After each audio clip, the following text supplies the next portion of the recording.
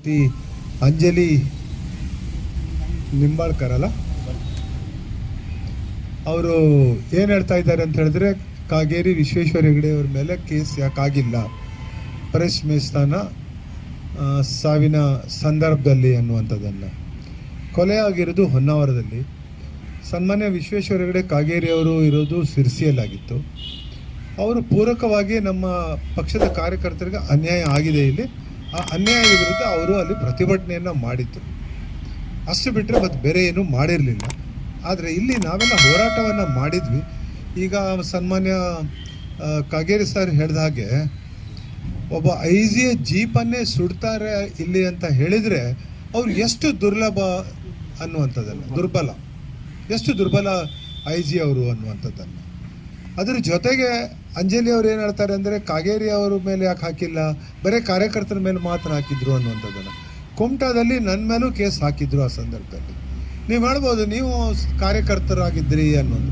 ನಾನು ಆವಾಗ ಮಾಜಿ ಶಾಸಕನಾಗಿದ್ದೆ, ನಾನು XMLA. ಆವಾಗ ನಾನು ಒಂದು ಲೀಡರ್ನೇ, XMLA ಅದು ಲೀಡರ್. ನನ್ನ ಮೇಲೆ ಕೇಸ್ ಮಾಡಿದ್ರಲ್ಲ, ನನ್ನ ಮೇಲೆ ಕೇಸ್ ಮಾಡಿ ಅದನ್ನು ಆಮೇಲೆ ನಾವು ಸರ್ಕಾರದಿಂದ ವಾಪಸ್ ತೆಗೆದುಕೊಳ್ಳೋದ್ರ ಬಗ್ಗೆ ಎಲ್ಲ ಕಾರ್ಯಕರ್ತರನ್ನು ಇಲ್ಲಿಂದ ಬೆಂಗಳೂರು ತನಕ ಹೋಗಿ ಅದನ್ನು ಪ್ರಯತ್ನ ಮಾಡಿದ್ದೇವೆ.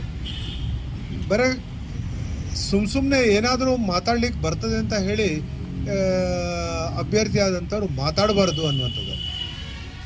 ನನ್ನ ಮೇಲೂ ಕೇಸ್ ಆಗಿದೆ. ನಾನು XMLA ಆ ಸಂದರ್ಭದಲ್ಲಿ. ಕಾಗೇರಿ ಅವ್ರ ಮೇಲೆ ಕೇಸ್ ಮಾಡೋದು ಬಿಡೋದು ಅವ್ರ ಪಕ್ಷದ, ಅವರು ಮುಖ್ಯಮಂತ್ರಿ, ಅವ್ರ ಸರ್ಕಾರ ಅವ್ರು ಮಾಡಬೇಕಾಗಿತ್ತು. ಕಾಗೇರಿ ಸರ್ ಏನು ಬೇಡ ಹೇಳಿದ್ರಾ ಕೇಸ್ ಮಾಡೋದು? ಹೇಳಿಲ್ಲ. ಸುಮ್ಮನೆ ಏನಾದರೂ ಒಂದು ಮಾತಾಡಬೇಕು ಅನ್ನುವಂಥದ್ದನ್ನು ಮಾತಾಡಬಾರ್ದು. ಈಗಾಗಲೇ ಅವರು ಕಳೆದ ಒಂದು ವಿಧಾನಸಭಾ ಚುನಾವಣೆಯಲ್ಲಿ 54,000 ಮತಗಳ ಅಂತರದಿಂದ ನಮ್ಮ ಪಕ್ಷದ ಅಭ್ಯರ್ಥಿ ವಿರುದ್ಧ ಸೋತಂಥವ್ರು. ನೋಡ್ರಿ ಅವ್ರು ಏನು ಕೆಲಸ ಮಾಡ್ಬೋದು, ಅವ್ರ ಮೇಲೆ ಜನ ಹೇಗೆ ವಿಶ್ವಾಸ ಮಾಡ್ಬೋದು?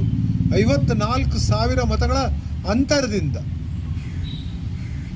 ಹೀಗಾಗಿ ಈಗ ಕುಮಟಾ ಇಡೀ ಜಿಲ್ಲೆಯಲ್ಲಿ ನಾವು ಮತ್ತು JDSನವರು, ದೇವೇಗೌಡರು, ಸನ್ಮಾನ್ಯ ದೇವೇಗೌಡರು ಮತ್ತು ಸನ್ಮಾನ್ಯ ಮುಖ್ಯಮಂತ್ರಿ, ಹಿಂದಿನ ಮುಖ್ಯಮಂತ್ರಿ ಆದಂಥ ಕುಮಾರಸ್ವಾಮಿ ಅವರ ಸಮ್ಮುಖದಲ್ಲಿ ಎರಡೂ ಪಕ್ಷದವರು ಕೂಡಿಕೊಂಡು ಕೆಲಸ ಮಾಡಬೇಕು ಅನ್ನುವಂಥದ್ದನ್ನು ತೀರ್ಮಾನ ಆಗಿದೆ.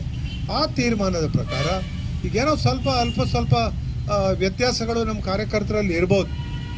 ಮುಂದಿನ ದಿವಸದಲ್ಲಿ ಆ ವ್ಯತ್ಯಾಸ ಖಂಡಿತವಾಗಿ ನಾನೇ ಮುಂದೆ ನಿಂತು ಅದನ್ನು ದೂರ ಮಾಡಿ ನಮ್ಮಿಂದ ಏನು ಕೆಲಸ ಆಗಬೇಕು, ನಾನು ಈ ಕ್ಷೇತ್ರದ ಶಾಸಕನಾಗಿ ಆ ಪಕ್ಷದ ಕಾರ್ಯಕರ್ತರ ಯಾವುದೇ ಕೆಲಸಗಳಿದ್ರೂ ಸಹ ಆ ಕೆಲಸಗಳನ್ನು ಮಾಡಿಕೊಡೋದ್ರ ಬಗ್ಗೆ ನಾನು ಪ್ರಾಮಾಣಿಕವಾದಂಥ ಪ್ರಯತ್ನವನ್ನು ಮಾಡ್ತೇನೆ ಎನ್ನುವಂಥದ್ದನ್ನು ತಮ್ಮ ಮೂಲಕ ತಿಳಿಸಲಿಕ್ಕೆ ನಾನು ಬಯಸ್ತಾ ಇದ್ದೇನೆ.